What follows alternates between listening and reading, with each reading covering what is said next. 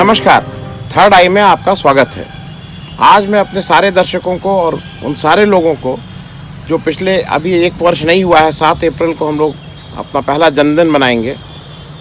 1 वर्ष के अंदर हमें 5,000 नहीं 50,000 सब्सक्राइबर से आप लोग हमारे साथ जुड़ गए हैं और मैं इसको मतलब इतने अल्प समय में 50,000 सब्सक्राइबर को जोड़ना बिना किसी एडवर्टीज़मेंट के, बिना किसी एक्स्ट्रा प्रयास के, मैं इसलिए कहूँ क्योंकि आप सब लोग जो हमारे सब्सक्राइबर हैं वो पार्ट ऑफ द पब्लिक हैं। इस दौरान आप लोगों का बहुत प्यार भी मिला और 6 लाख से ऊपर कहीं कहीं व्यूअरशिप भी हमारे किसी एपिसोड की हुई है, जिसको हम लोग के लिए आपका ये जो प्यार था इसने बहुत हम लोगों को उत्साहवर्धन किया।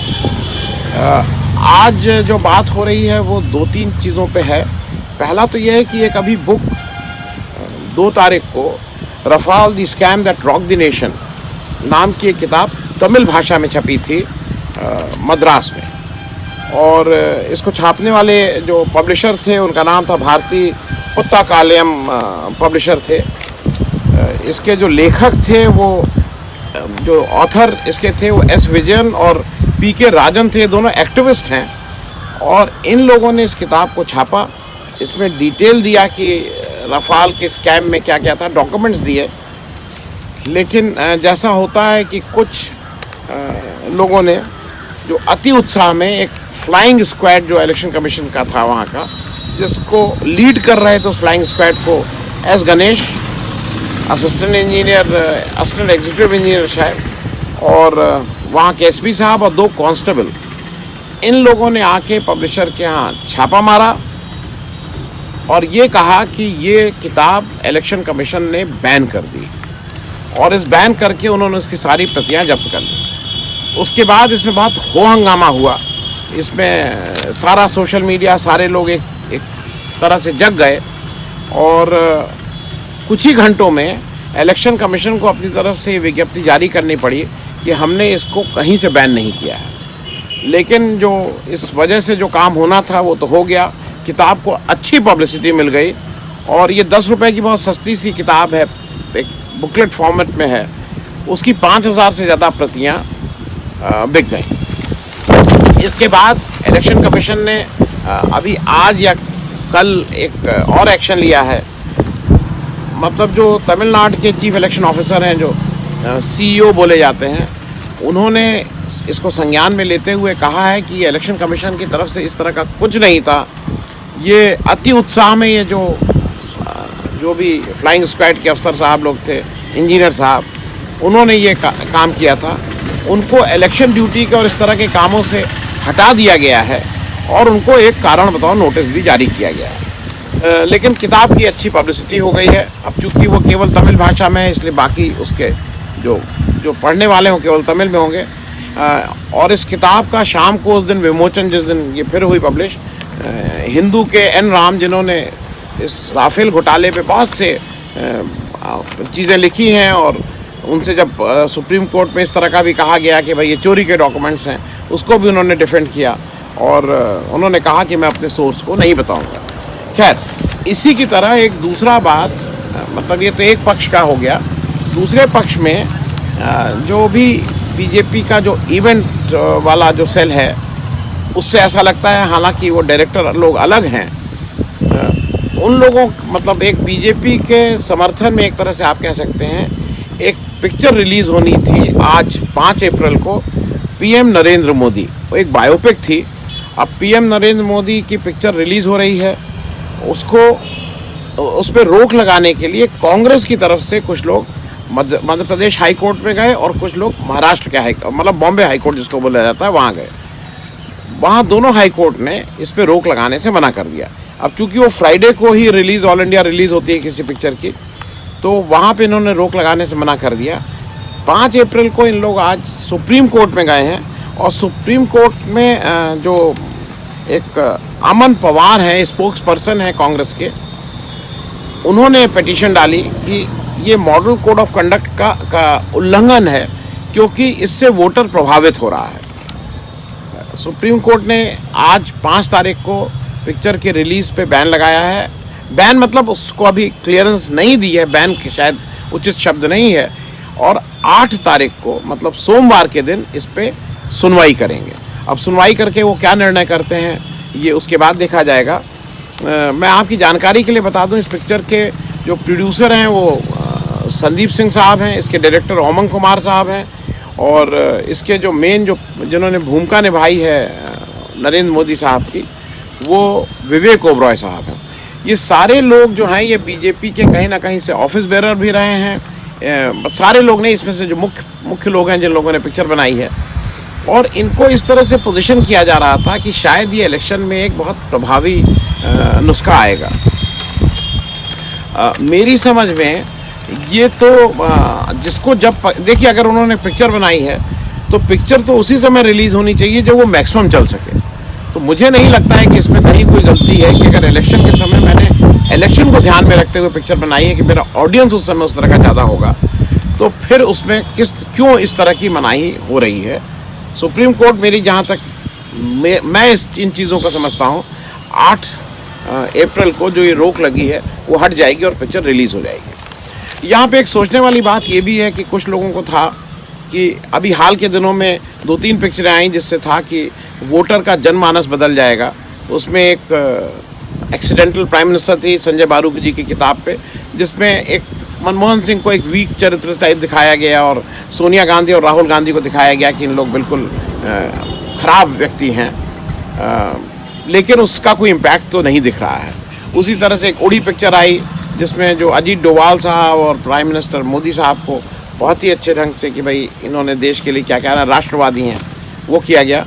वो एक अलग बात है कि आज राष्ट्रवाद के नाम पे आप सब लोग रोज़ देख रहे हैं कि अगर बीजेपी आईटी सेल का चले या बीजेपी के जो भी लोग इसको ड्राइव कर रहे हैं पब्लिसिटी को, तो वो कुछ ऐसा प्रेजेंट करने की कोशिश कर रहे हैं कि अगर कांग्रेस जीत गई तो राहुल गांधी शायद पाकिस्तान के प्राइम मिनिस्टर बन जाएंगे उनके हिसाब से। अगर कांग्रेस जीत गई तो उनके हिसाब से तिरंगे की जगह हिंदुस्तान का झंडा पाकिस्तान का झंडा हो जाएगा, और अगर कांग्रेस जीत गई तो हिंदुस्तान में रहने वाले 80% या जो हिंदू हैं वो सब मुसलमान हो जाएंगे दूसरे दिन से। तो ये तो बीजेपी का एजेंडा है, ये जिस ढंग से उसको ड्राइव कर रहे हैं, क्योंकि वो इस इलेक्शन को केवल इन्हीं नॉन सिग्निफिकेंट बातों पे जिनका कोई रोज़मर्रा की ज़िंदगी पे से मतलब नहीं है उस पर लड़ने की कोशिश कर रहे हैं।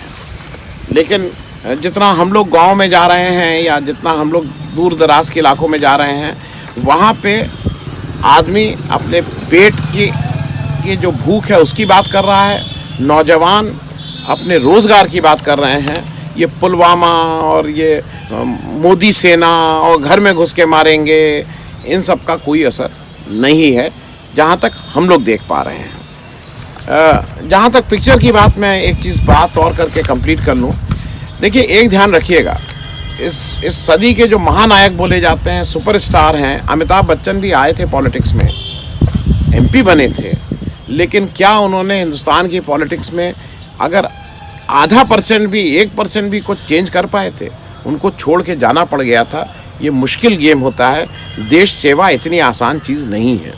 इस लाइन में बहुत से लोग हैं, गोविंदा हैं, धर्मेंद्र हैं, राजेश खन्ना हैं, मतलब अगर हीरोइनों में लोग स्टे कर गए, हेमा मालिनी जी आई और जीत के रहीं, जयप्रदा जी आई और जीत के रहीं, और एक लेसर एक्टर मैं इसलिए नाम ले रहा हूँ कि वो आए राज बब्बर जी, लेकिन राज बब्बर मूल रूप से पॉलिटिक्स में थे।